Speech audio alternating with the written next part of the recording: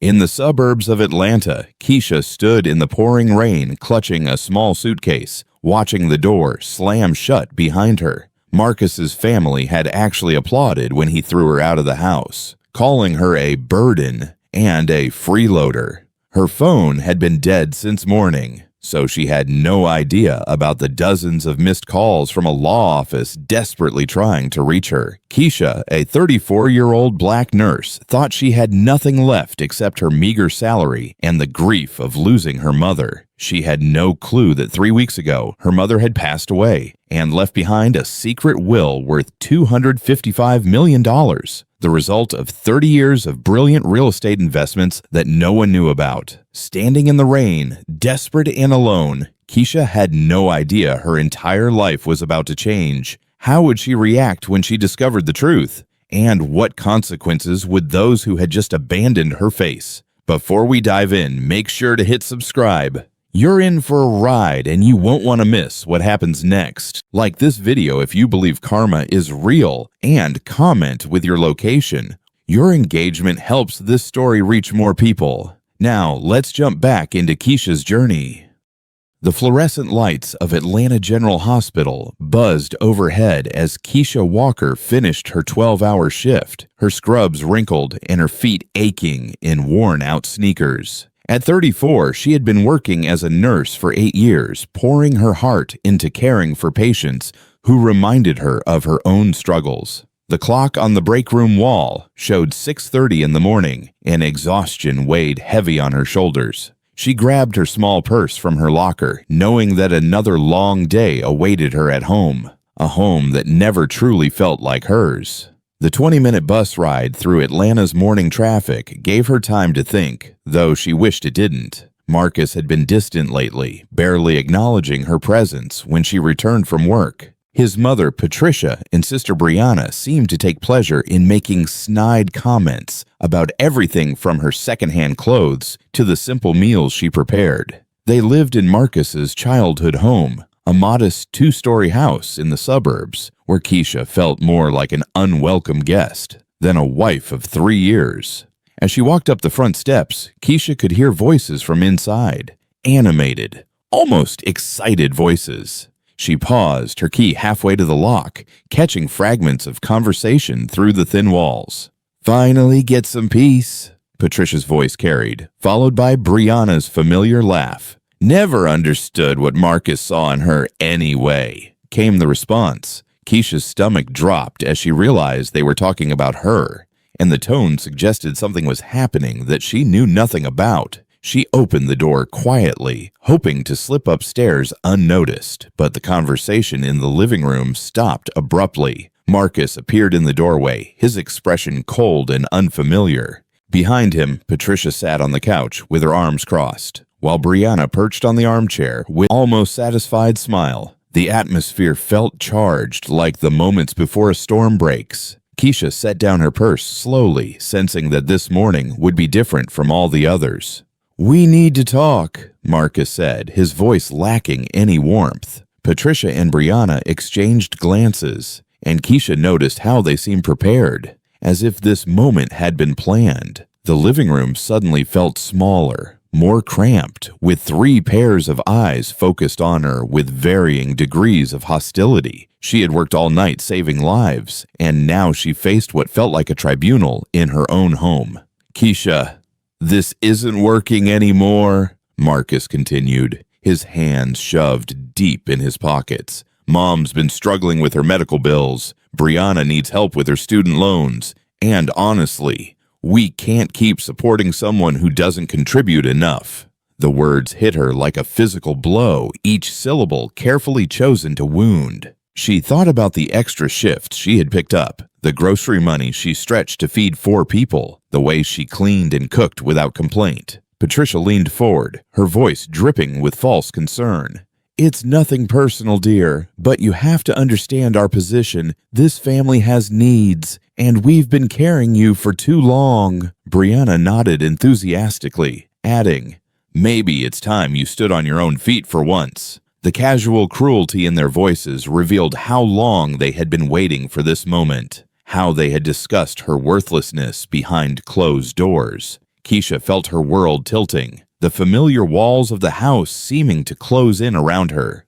She thought about her mother's funeral just 2 weeks ago, where she had stood alone in the rain because Marcus claimed he couldn't get time off work. She remembered coming home to find them watching television, laughing at some comedy show, while she mourned in silence. Now, in her moment of deepest grief and exhaustion, they were throwing her away like unwanted furniture. "I want you gone by tonight," Marcus said with finality, avoiding her eyes. "Take what's yours and leave the rest." Patricia smiled with satisfaction while Brianna actually clapped her hands together softly, as if applauding a performance. The sound echoed in Keisha's ears, a cruel soundtrack to the complete destruction of everything she had believed about her life and marriage. Standing in that living room, surrounded by people she had considered family, Keisha realized she had never been more alone. The 12-hour shift suddenly seemed like paradise compared to this moment of absolute rejection. She looked at Marcus one last time, searching for any trace of the man who had once promised to love her,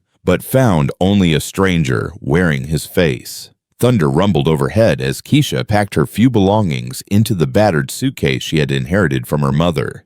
Her hands moved mechanically, folding the scrubs and simple dresses that made up her wardrobe, while her mind struggled to process what had just happened. The phone on the nightstand had been dead since her shift began yesterday evening, its battery drained from overuse during the hectic night at the hospital. She made a mental note to charge it later, unaware that this small oversight would prove more significant than she could ever imagine. Marcus stood in the doorway, watching her with crossed arms and an expression of impatience rather than regret. "You're being dramatic about this," he said, as if discussing the weather rather than the end of their marriage. "It's better for everyone this way." Keisha didn't respond, focusing instead on fitting her mother's old jewelry box into the corner of the suitcase. The silence stretched between them, filled only by the sound of rain beginning to patter against the bedroom windows. Downstairs, Patricia and Brianna had made themselves comfortable, their voices carrying up the stairs in animated conversation about redecorating the room once Keisha was gone.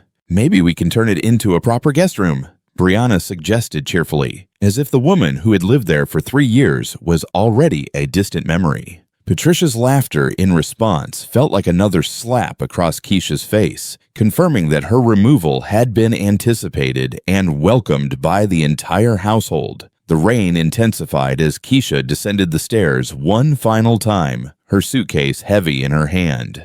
The living room fell silent as she appeared, all 3 family members turning to watch her exodus with varying degrees of satisfaction. Patricia had positioned herself near the front door, as if to ensure Keisha actually left, while Brianna held her phone up, apparently documenting the moment for her own amusement. Marcus simply stood there, his face a mask of cold indifference that bore no resemblance to the man who had once courted her with flowers and promises. "Before you go," Patricia said with mock sweetness, "I want you to know this isn't about you personally. It's just business, really. This family can't afford dead weight anymore." The phrase "dead weight" hung in the air like a curse, and Keisha felt something inside her chest crack at the casual cruelty of it. She had worked double shifts to help with household expenses, had nursed Patricia through her bout with pneumonia last winter, had been the only one to remember Brianna's birthday last month. Keisha reached for the front door handle, her dignity intact despite the circumstances. "I hope you find what you're looking for," she said quietly, her voice steady even as her heart shattered. The response came not in words but in the sound of applause. Slow, deliberate clapping from all 3 of them, as if her departure was the conclusion of an unwanted performance. The sound followed her out into the storm, a soundtrack of betrayal that would echo in her memory long after this night ended. The rain soaked through her thin jacket within seconds, turning her hair into wet ribbons against her face. She stood on the front porch for a moment, looking back at the house that had never truly been her home, watching as the lights went out one by one. Through the living room window, she could see them already settling in for what appeared to be a celebration, Patricia opening a bottle of wine, while Brianna laughed at something on her phone.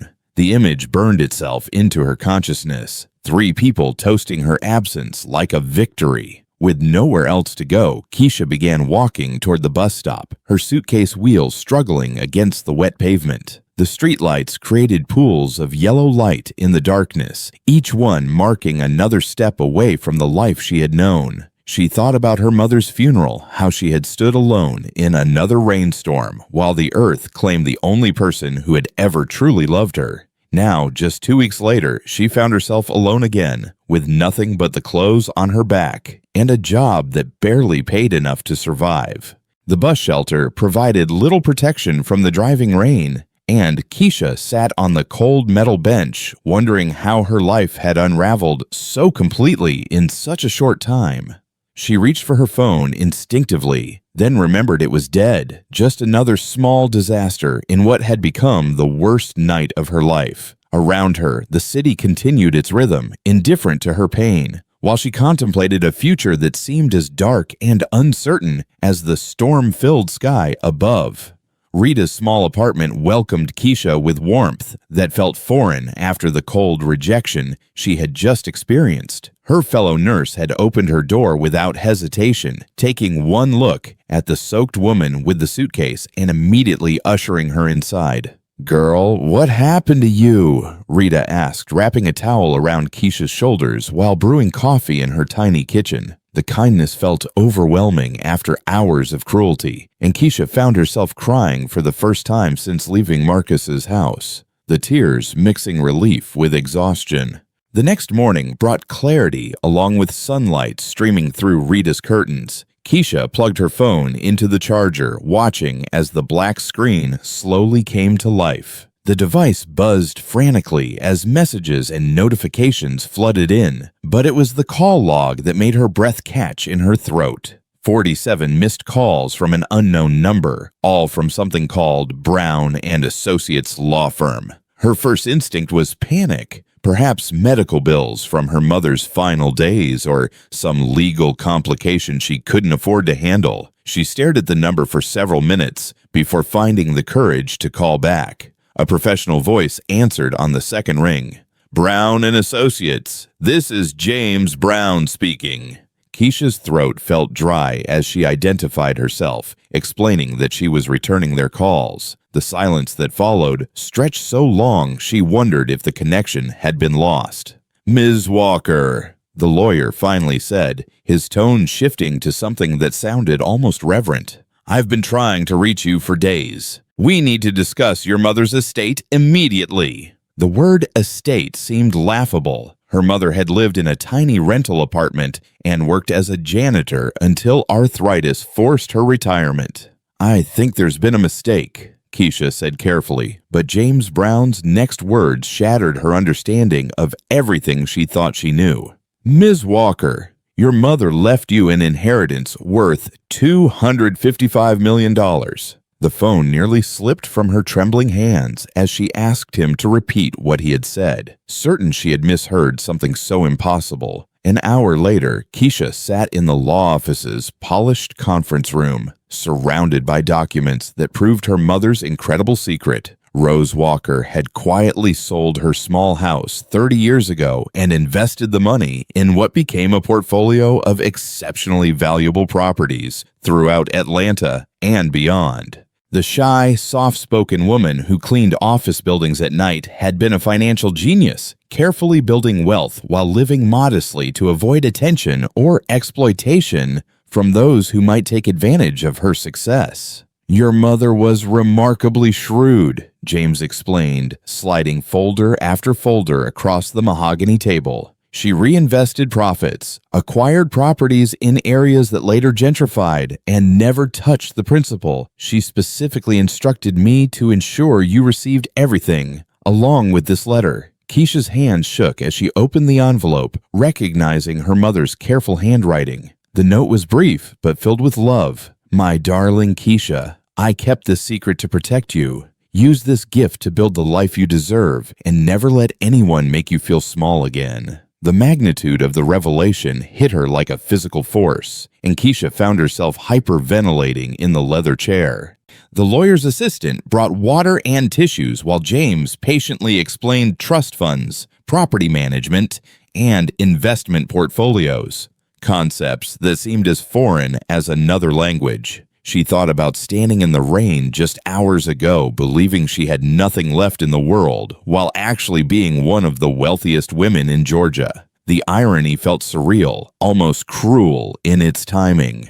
Walking out of the law office, Keisha felt as if she were moving through a dream. The bustling Atlanta streets looked different somehow, as if the city itself had transformed along with her circumstances. She thought about Marcus and his family, probably celebrating her absence, while having no idea that the woman they had discarded as worthless was now worth more money than they could comprehend in their lifetimes. The knowledge felt like a secret weapon, powerful and dangerous in ways she was only beginning to understand. Back at Rita's apartment, Keisha sat quietly on the couch, staring at the legal documents that proved her new reality. Her mother's face smiled back at her from an old photograph, and suddenly the years of modest living made perfect sense. Rose Walker had sacrificed comfort and luxury to ensure her daughter's future, building an empire of financial security while pretending to struggle paycheck to paycheck. The gleaming offices of Prestige Financial Management occupied an entire floor of one of Atlanta's most prestigious buildings, and Keisha felt distinctly out of place as she sat across from Margaret Chen,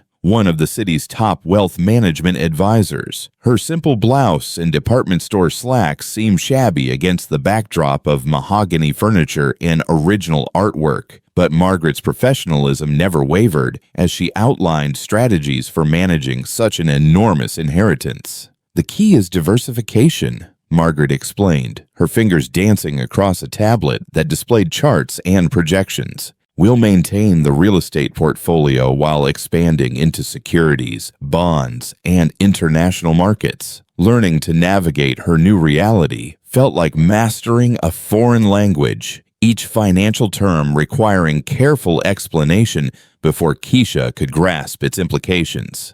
She discovered that her mother had owned apartment buildings in neighborhoods she couldn't afford to live in, commercial properties in the heart of downtown, and even a small shopping center in the suburbs. The monthly rental income alone exceeded what she had earned in an entire year as a nurse. Margaret patiently walked her through investment principles, risk assessment, and long-term planning, treating her with the same respect she would show any wealthy client. Within a week, Keisha had quietly purchased a stunning penthouse in Buckhead, the kind of residence she had only seen in magazines. The floor-to-ceiling windows offered panoramic views of the Atlanta skyline, and the marble countertops gleamed under designer lighting that cost more than her old monthly salary. Yet she kept the apartment sparsely furnished, almost afraid to fully embrace the luxury that now defined her circumstances. The silence felt both peaceful and overwhelming, a stark contrast to the constant tension that had characterized her life with Marcus's family. Despite her newfound wealth, Keisha continued reporting to Atlanta General Hospital each day, maintaining the routine that had anchored her identity for nearly a decade. Her colleagues noticed subtle changes. She no longer brought leftover sandwiches for lunch. Her scrubs looked newer, and she seemed less stressed about overtime hours. When Rita commented on her improved demeanor, Keisha simply attributed it to being free from her toxic marriage. The truth remained her carefully guarded secret, a source of quiet strength as she navigated each shift with renewed purpose and confidence. Her first philanthropic gesture came naturally, inspired by her years of struggling alongside fellow healthcare workers who face similar financial pressures. Through a lawyer acting as intermediary, she established an anonymous fund to help single mothers in the nursing program pay for childcare and textbooks. Watching her colleagues receive the unexpected assistance filled her with satisfaction that money alone could never provide. She remembered her own sleepless nights worrying about bills the way financial stress had colored every aspect of her daily existence. The phone call from Marcus came on a Thursday evening as she stood in her new kitchen, still marveling at appliances she was learning to use. His voice carried a forced casualness that immediately put her on guard. "Hey, Keisha, I was just wondering how you're getting along," he said, as if their separation had been amicable rather than cruel. She could hear Patricia's voice in the background, coaching him through what was obviously a rehearsed conversation. "I mean, if you need anything, you know you can always call," he continued, the words falling flat with their obvious insincerity. "I'm managing just fine," Keisha replied coolly, her tone revealing nothing about her transformed circumstances. Marcus probed carefully, asking about her living situation and whether she had found additional work to make ends meet. Each question felt like fishing expedition, and she realized they were probably struggling financially without her contributions to their household expenses. The irony wasn't lost on her. The family who had celebrated her departure as relief from a financial burden was now subtly trying to determine if she might need to come crawling back. After ending the call, Keisha stood at her panoramic window, watching the city lights twinkle below, feeling a profound sense of anticipation building in her chest. Marcus and his family had shown their true nature when they believed she was powerless and broken. Now, armed with resources they couldn't imagine and knowledge of their real character, she began planning how to address the injustice of their treatment. The gentle woman who had accepted their cruelty in silence was evolving into someone who understood that true power came not from wealth alone, but from the wisdom to use it purposefully. Margaret had scheduled another meeting for the following week to discuss expanding her charitable foundation, and Keisha found herself looking forward to the conversation with excitement rather than anxiety. For the first time since her mother's death, she felt genuinely optimistic about the future, knowing that she possessed both the means and the motivation to create positive change in her community while protecting herself from those who had once dismissed her worth. The hospital cafeteria buzzed with the usual lunchtime conversation when Marcus appeared at the entrance, scanning the room until his eyes found Keisha sitting alone at a corner table. He approached with the confident stride she remembered from their early dating days, but now it seemed calculated rather than charming. His smile looked rehearsed as he slid into the seat across from her without invitation, immediately launching into what sounded like a prepared speech.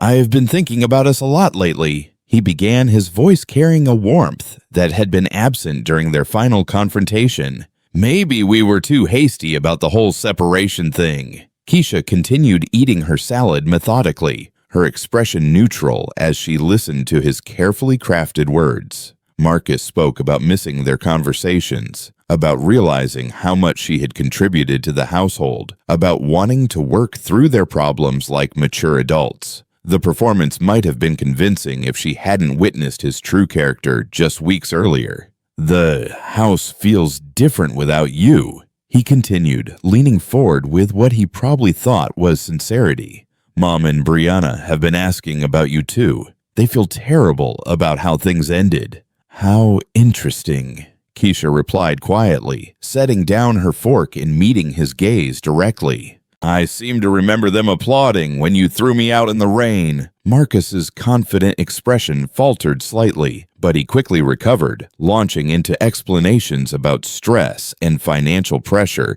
making everyone act out of character. He painted a picture of a family in crisis, suggesting that their harsh treatment had been a temporary aberration caused by circumstances beyond their control. The lies flowed smoothly, each one designed to minimize the cruelty she had experienced. Before Marcus could finish his revisionist narrative, Patricia and Brianna appeared at their table, their faces wearing expressions of exaggerated remorse that looked almost comical in their transparency.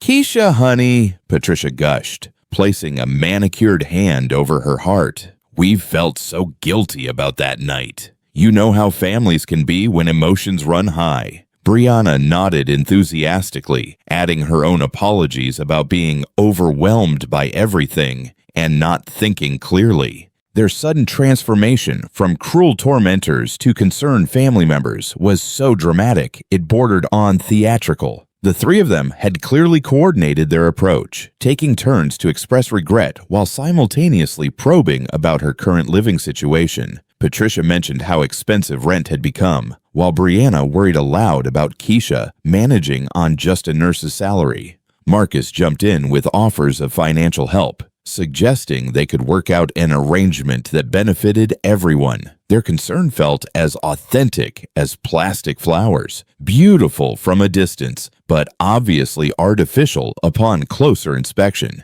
Each question revealed their true motivation. They needed to know if their discarded family member was struggling enough to be manipulated back into their orbit. "You don't need to worry about my finances," Keisha said with quiet dignity, watching their faces carefully as she continued. "I'm doing much better than any of you could imagine." Something in her tone made Marcus lean back slightly, his salesman smile flickering with uncertainty. Patricia's eyes narrowed as she tried to read between the lines, while Brianna looked confused by the confidence in Keisha's voice. "In fact," Keisha added, her words measured and deliberate, "losing your family turned out to be the best thing that ever happened to me." The atmosphere at the table shifted perceptibly as her meaning began to sink in. Marcus attempted to laugh off her comment, but his voice carried a nervous edge that hadn't been there moments before. "Come on, Keisha. You don't have to pretend everything's perfect just because you're angry with us." Patricia tried a different approach, her voice taking on the condescending tone Keisha remembered so well. "Sweetie, pride won't pay your bills. We're offering you a chance to come home where you belong." "Home?" Keisha stood slowly, her composure unshaken as 3 pairs of eyes tracked her movement. "You mean the place where I was called dead weight and thrown out like garbage while you celebrated?" Her voice remained calm, but steel had entered her tone.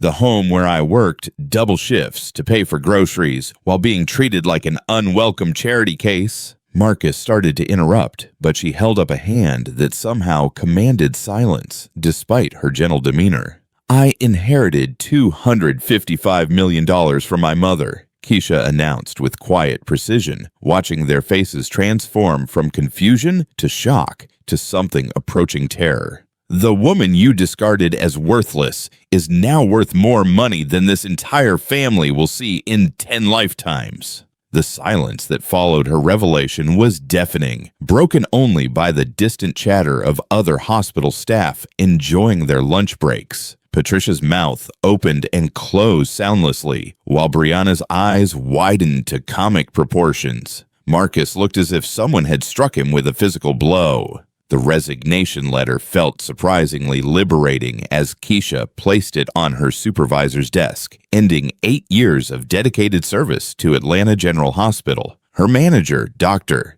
Rodriguez, looked genuinely saddened by the news, praising her exceptional patient care and asking if there was anything the hospital could do to retain her. "I'm pursuing opportunities to serve the community in a different capacity," Keisha explained diplomatically, shaking hands with colleagues who had become more than coworkers over the years. The freedom to leave on her own terms, rather than being forced out by financial necessity, represented a profound shift in how she approached major life decisions. Within 2 months, the Rose Walker Community Health Center stood as a testament to both her mother's legacy and her own vision for accessible healthcare. The modern facility occupied a renovated building in one of Atlanta's underserved neighborhoods, offering free medical services to families who couldn't afford traditional care. Keisha walked through the bright corridors each morning, marveling at examination rooms equipped with state-of-the-art technology and a waiting area designed to feel welcoming rather than institutional. The nameplate on her office door read Director of Operations, a title that carried both responsibility and the satisfaction of meaningful work. The scholarship fund she established grew beyond her initial modest goals, now supporting 30 Black nursing students throughout Georgia's university system. Each recipient received not only tuition assistance, but also mentorship from practicing healthcare professionals and internship opportunities at the community center. Reading their thank you letters became a weekly ritual that reminded her why her mother had sacrificed luxury to build this foundation for change. One student wrote about being the first in her family to attend college. Another described dreams of opening a practice in her rural hometown where medical care was scarce. Marcus's harassment campaign began subtly, with flowers delivered to her old address and voicemails that struck a tone of wounded confusion rather than anger. "I just don't understand why you won't talk to me," he pleaded in messages she deleted without fully listening to. The gifts escalated. Expensive jewelry, designer handbags, even a luxury car delivered to the health center's parking lot with an elaborate bow. Each gesture revealed his complete misunderstanding of what motivated her. His assumption that material offerings could somehow undo the emotional damage his family had inflicted when they thought she was powerless. Patricia and Brianna proved less subtle in their attempts at reconciliation, showing up at the health center during busy hours with dramatic displays of remorse that disrupted patient care.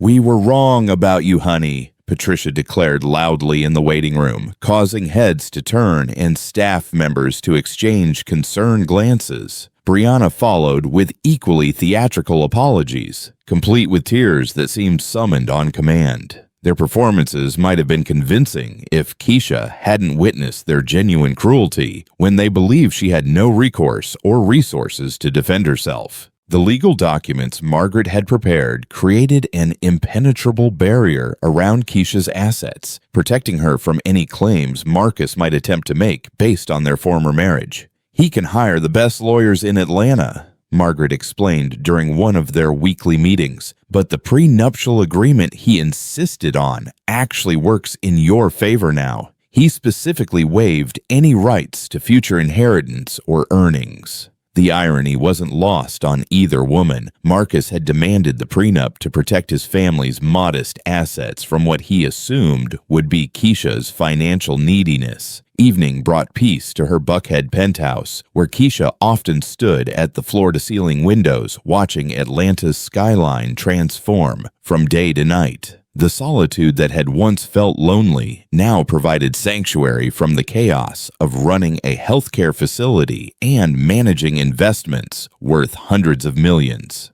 She thought about her mother's quiet strength, the way Rose had endured years of modest living to ensure her daughter's security. The sacrifice seemed even more profound now that Keisha understood the luxury her mother had willingly forsaken. The business networking events Margaret encouraged her to attend introduced Keisha to Atlanta's philanthropic community, where her commitment to healthcare access earned respect from established charitable organizations. These interactions felt refreshingly genuine after months of Marcus's transparent manipulation and his family's obviously self-serving apologies. Fellow philanthropists sought her input on community health initiatives, treating her as a peer whose opinion carried weight. The transformation from ignored wife to respected community leader still surprised her, even as she grew more comfortable with the role. Sleep came easily now, untroubled by financial anxiety or the constant tension that had characterized her marriage.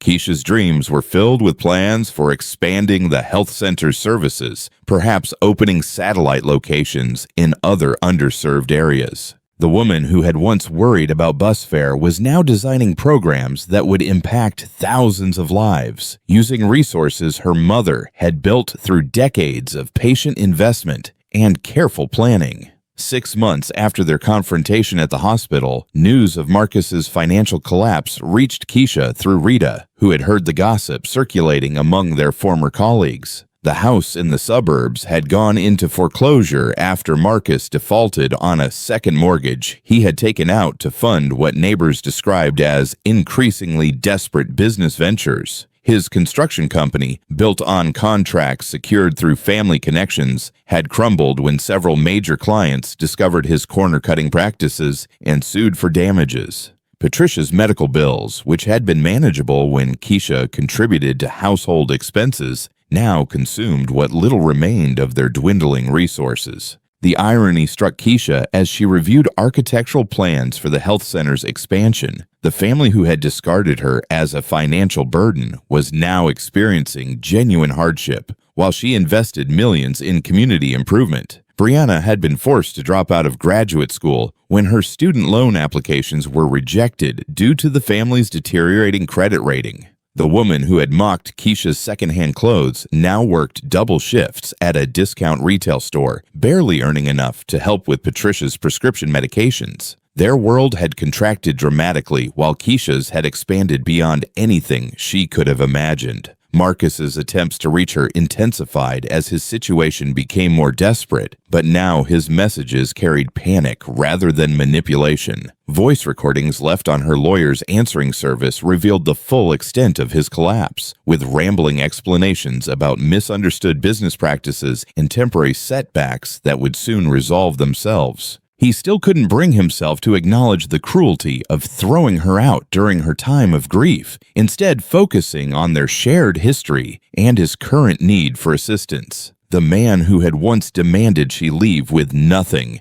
now begged for just enough help to avoid complete ruin. Legal papers arrived through certified mail, documents that made Keisha laugh out loud in her pristine office overlooking the Atlanta skyline. Marcus's attorneys had filed a motion claiming rights to a portion of her inheritance based on their marriage, despite the prenuptial agreement he had insisted upon to protect his family's assets. The filing was so obviously desperate that even his own lawyers seemed embarrassed by its contents, using carefully worded language that couldn't disguise the fundamental weakness of their position. Margaret's response was swift and decisive, citing precedents that would not only defeat the claim, but potentially result in sanctions against the filing attorneys. The Rosewalker Community Health Center's success had exceeded every projection, serving over 2,000 patients in its first 6 months of operation. Local television news featured a segment about the facility's impact on healthcare access,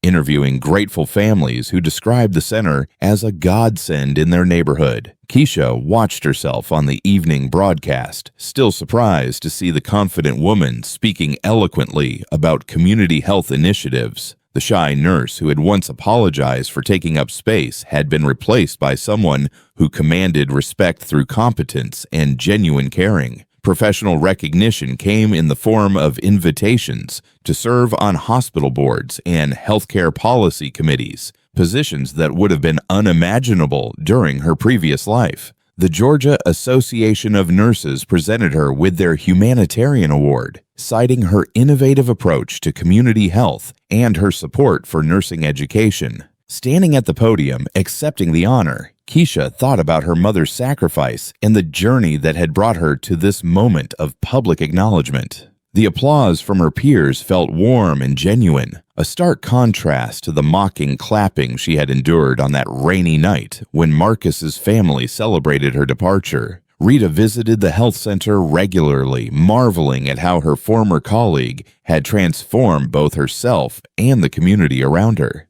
"You're like a completely different person," she observed during one of their coffee meetings in Keisha's spacious office. "Not different," Keisha corrected gently, "just finally free to become who I was meant to be." The distinction felt important. She hadn't changed her essential nature, but had simply been released from circumstances that suppressed her potential. Her mother's gift hadn't just provided financial security, but had restored her ability to dream beyond mere survival. The final encounter with Marcus came unexpectedly when he appeared in the health center's parking lot one evening as she prepared to leave for the day. His appearance shocked her. Gone was the confident man who had once dismissed her worth, replaced by someone whose clothes hung loosely and whose eyes held the desperate look of someone facing complete defeat. "Please, Keisha," he said simply, his voice breaking on her name. "I know I don't deserve it, but I need your help." She looked at him for a long moment, remembering the sound of applause as she walked away from his house in the rain, then got into her car without saying a word.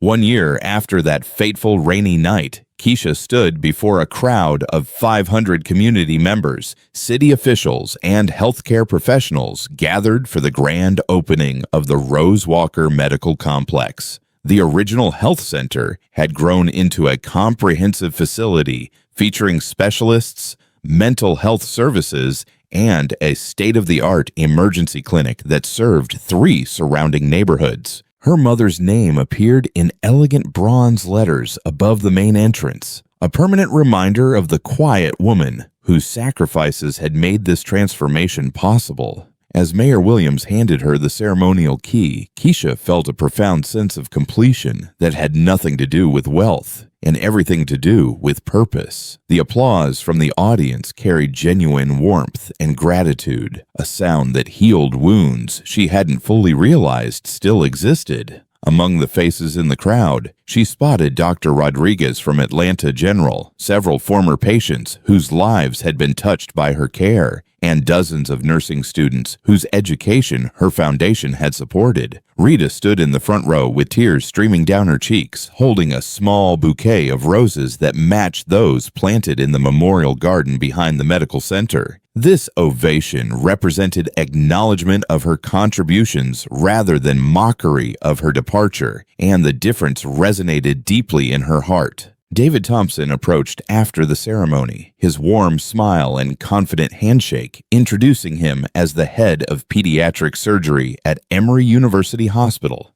Their conversation flowed naturally from healthcare policy to shared experiences treating underserved populations, and Keisha found herself genuinely enjoying his company in ways she had forgotten were possible. Unlike the calculated charm Marcus had once displayed, David's interest seemed rooted in respect for her accomplishments rather than desire for her resources. When he asked if she might be interested in dinner sometime, the question felt like an invitation rather than an agenda. That evening, as Keisha relaxed in her penthouse with a glass of wine and the city lights stretching endlessly below, she reflected on the remarkable journey that had brought her to this moment. The scholarship fund now supported over 100 students annually. The medical center served thousands of patients each month, and her investment portfolio continued generating wealth that she channeled into community improvement projects. The frightened woman who had stood in the rain with a suitcase seemed like someone from another lifetime, though the memory of that pain kept her grounded in empathy for others facing similar struggles. Marcus's family watched the evening news coverage from their cramped apartment across town, the irony of their situation not lost on any of them. Patricia sat in silence as the reporter described the multi-million-dollar facility and its visionary founder, while Brianna stared at the screen with undisguised envy. Marcus himself had moved to another city, reportedly working construction jobs and living in a studio apartment. His attempts to rebuild his life hampered by the reputation he had earned through his business failures. They had lost more than financial security when they discarded Keisha. They had forfeited any connection to the extraordinary woman she had always been beneath their dismissive treatment. The final moment of her speech had captured everything Keisha wanted the world to understand about her transformation. "My mother taught me that a person's worth isn't measured by their bank account, but by the size of their heart and the strength of their character," she had said, looking directly into the television cameras. "She showed me that true wealth comes from lifting others up, not pushing them down." The message reached far beyond the immediate audience, inspiring viewers across the city who saw in her story a reminder that dignity and perseverance could triumph over cruelty and injustice. As she prepared for bed in her beautiful home, surrounded by luxury she had never imagined possible, Keisha felt grateful not just for the material comforts, but for the freedom to become the person her mother had always believed she could be. Tomorrow would bring new challenges and opportunities to serve her community, guided by lessons learned from both poverty and prosperity. The woman who had once apologized for existing now stood as proof that sometimes the greatest victories come not from revenge, but from the quiet power of living well and lifting others along the way.